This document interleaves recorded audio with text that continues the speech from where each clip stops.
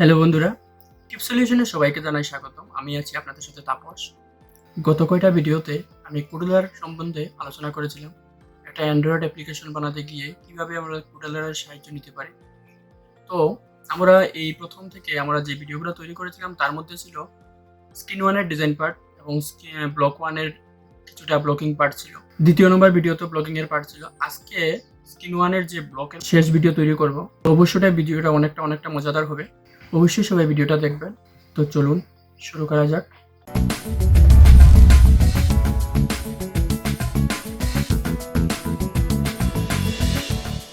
ভিডিওটা শুরু করার আগে একটা অনুরোধ সবার কাছে থাকবে।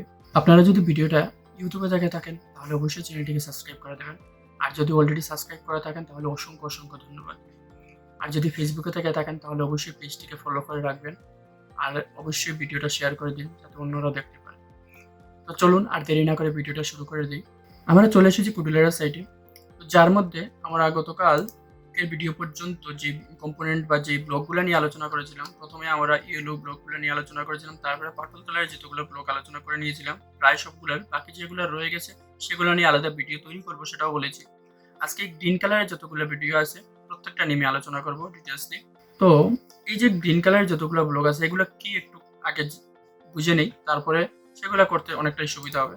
দেখুন একটা জিনিস, এখানে প্রত্যেকটা গ্রিন কালারের ব্লক দুটা ডিজাইনে তৈরি হয়েছে। একটা আছে কি এই যে একটা সেট লিখে তারপর এইভাবে ডিজাইন করা, আর একটা কিছু না লিখে স্ক্রিন ওয়ান এরকম করা। আমি দুটা ব্লক এখানে নিয়ে এসেছি, দুটা ব্লকের কাজটা কি ডিফারেন্ট সেটা আমি একটু বোঝানোর চেষ্টা করছি।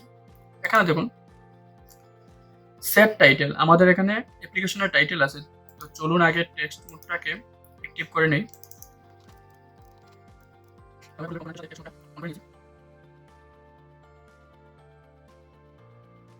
এবার দেখুন এখানে অ্যাপ্লিকেশনের টাইটেল, এই যে টাইটেলটা এখানে ফার্স্ট স্টেপ লেখা আছে, তাই তো?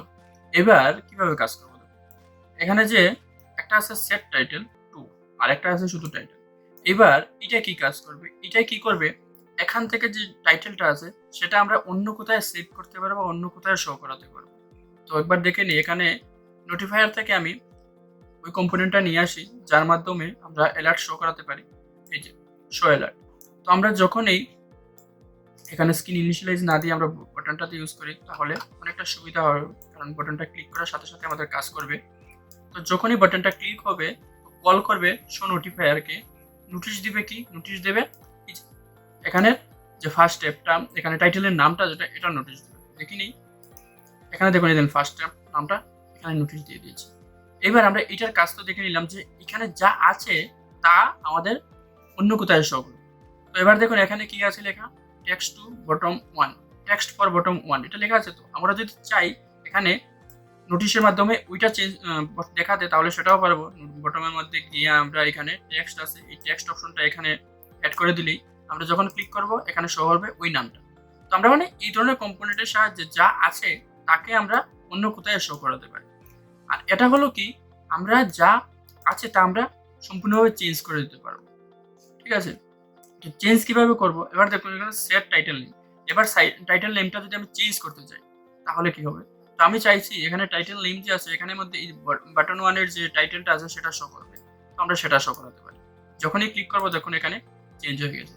বা তাছাড়া যদি আমরা চাই এখানে টেক্সটে অন্য কিছু শো করাবো, আমরা সেখানে এখানে শো করাতে পারি। এই দেখুন এখানে WE ওয়েলকাম লিখে দিলে আমরা যদি ক্লিক করি তো এখানে ওয়েলকাম হয়ে যাবে। মানে আমরা যা চাই তা আমরা সেট করতে পারবো।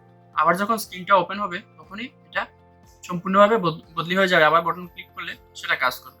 ঠিক আছে, আর যদি আবার সম্পূর্ণভাবে চেঞ্জ করতে আমরা যদি এখানে যে এখানে প্রপার্টিস যেগুলো আছে যেগুলো নিয়ে প্রথম ভিডিওতে আলোচনা করেছিলাম, প্রপার্টিসে যদি কাজ না করে আমরা সম্পূর্ণভাবে ব্লকেও কাজ করতে পারবো। ঠিক সেভাবে কাজ করে এই দুটা জিনিস। এবার স্ক্রিন ওয়ানের যতগুলো এখানে যতগুলো কম্পোনেন্ট বা যতগুলো ব্লক আছে সবগুলোকে একবার এক নজর দেখিয়ে দিচ্ছি। এখানে দেখুন প্রত্যেকটা স্ক্রিনের প্রত্যেকটা ব্লকের যেখানে প্রপার্টিস ছিল প্রত্যেকটা ব্লকে এখানে আছে। এখানে দেখুন ব্যাকগ্রাউন্ড কালার, এখানে লাইট থিম, এখানে হরাইজন্টাল অ্যালাইন, এখানে আমরা horizontal align, centre, left, right এইগুলো ছিল আমাদের এখানে। তো এখানে আমরা করাতে পারি, এটা আছে। তারপর এখানে আরো অনেক কিছু আছে। শুধু এক্সট্রার মধ্যে আমাদের এইগুলা কম্পোনেন্ট আছে। এখানে কি আছে এখানে দেখে নিন, একবার দেখে নিলে বুঝে নিতে পারবেন। এখানে আছে কি is screen one is slide menu added. মানে স্লাইড মেনু অ্যাড আছে। তো আমাদের এখানে স্লাইড মেনুটা লাগানো নেই। তো আমরা যদি এটাকে এখানে নোটিফায়ারের মাধ্যমে যদি আমরা দেখাতে চাই তাহলে কি দেখবো আমরা? যখনই আমরা এখানে বাটনটা ক্লিক করব, ক্লিক করার সাথে সাথে যদি আমরা নোটিফায়ারের সাথে দেখাতে চাই, ক্লিক করার সাথে সাথে দেখাবে ফলস, মানে এটা লাগানো নেই। আর যদি এটা অ্যাড করে নিই, যদি আমরা এখানে দেখে নিই একবার, জাস্ট টেস্টিং এর জন্য আমরা এখানে স্লাইড মেনুটা অ্যাড করে নিয়েছি, ঠিক আছে? এখানে দেখুন অ্যাড হয়ে গেছে। এবার ব্লক পার্টে গিয়ে যখনই আমরা এখানে বাটনে ক্লিক করবো, এখানে দেখবেন ট্রু, মানে এটা লাগানো আছে। এই ব্লকটা এইভাবেই কাজ করবে। তো এখানে কিছু কিছু আছে, কিপ স্ক্রিন অন, এখানে স্ক্রিন অন আছে কিনা, এখানে স্লাইড মেনু ওপেন হয়েছে কিনা। যদি স্লাইড মেনু ওপেন হয়ে যায় তাহলে কি হবে সেটাও করা যাবে এখান থেকে। তারপর এখানে একটা জিনিস আছে যা অন্য কোথাও ছিল না। এখানে দেখুন show title bar back button. এখানে অনেক সময় আমরা দেখি এই যে মেনুর অপশনটা আছে এখানে নেই, কিন্তু আমরা এখানে ব্যাক বাটন পেয়ে যাই। কিন্তু আমরা যখনই এখানে ব্যাক বাটন ক্লিক করি তখন দেখা যায় কি ব্যাক বাটন ক্লিক করার সাথে সাথে আমাদের কি হয়, দেখা যাচ্ছে যে এক্সিট করার জন্য এখানে একটা নোটিফায়ার শো হয়ে যায়। তো আমরা যদি চাই এখানে ব্যাক বাটনটা উপরে শো করাতে, তো আমরা সেটাও পারবো। দেখে নিই কিভাবে। এখানে স্লাইড মেনু যদি থাকে তাহলে হবে না, তো আমরা অবশ্যই স্লাইড মেনুটাকে এখান থেকে ডিলিট করে নিতে হবে। তো আমরা স্লাইড মেনুটাকে এখান থেকে ডিলিট করে দিই এবং এখানে ব্লক পার্টে চলে আসলাম। এবার দেখুন এখানে যেখানে ব্যাক বাটন যখনই ক্লিক হব, এখানে বাটনে ক্লিক করব, বাটনে ক্লিক করার সাথে সাথে যখনই আমরা এখানে ট্রু অ্যাড করতে হবে, যে set screen one show title bar button true, ঠিক আছে? ফলস করলে হবে না, ফলস করলে এটা ইনভিজিবল হয়ে যাবে। এখানে ট্রু করে দিলাম। এবার দেখুন যখনই ক্লিক করবো এখানে, তার আগে আমাদের বোধহয় স্ক্রিনটাকে একবার রিফ্রেশ করে নিতে হবে। ফার্স্ট স্টেপের মধ্যে এখানে কোনো ব্যাক বাটন নেই, ঠিক আছে? কিন্তু আমরা যখনই এখানে এটাকে এখানে ট্রুটা অ্যাড করে যখনই আমরা এখানে বাটন ক্লিক করলাম তখন ব্যাক বাটনটা চলে এসেছে, ঠিক আছে? তারপর এখানে যদি আমরা ট্রুটাকে ফলস করে দিই তাহলে এখান থেকে আবার চলে যাবে। তো তো দেখুন চলে গেছে। তো সেইভাবে এটা কাজ করে। তারপর আমরা একটু চলে যাই একটু নিচের দিকে, এখানে আরো আছে। এখানে দেখুন আরেকটা জিনিস, আমরা যদি এখানে ক্লিক করে বাটনের সাথে ক্লিক করে আমার এখানে টাইটেল বাটন চেঞ্জ করতে চাই, বা এখানের মধ্যে আমরা যে ব্যাকগ্রাউন্ড ইমেজ আছে সেটা যদি চেঞ্জ করতে চাই সেটাও চেঞ্জ করতে পারবো। সেটা চেঞ্জ করতে গেলে কি করতে হবে, স্ক্রিন ওয়ান, এখানে আমরা নর্মালি ব্যাকগ্রাউন্ড ইমেজটা এখানে ক্লিক করে, যেমন ব্যাকগ্রাউন্ড ইমেজ আছে, আমরা এখান থেকে কম্পোনেন্ট নিতে পারি, বা এখান থেকে আমরা ক্লিক করে এখানেও চেঞ্জ করে নিতে পারি। ইমেজ চেঞ্জ করতে হবে, ঠিক আছে? তো ইমেজ চেঞ্জ করার জন্য আমরা কি করব, আমাদের এখানে যে অ্যাসেটের মধ্যে যে স্ক্রিনটা অ্যাড আছে সেগুলো আমরা এখান থেকে সরিয়ে নিতে পারবো।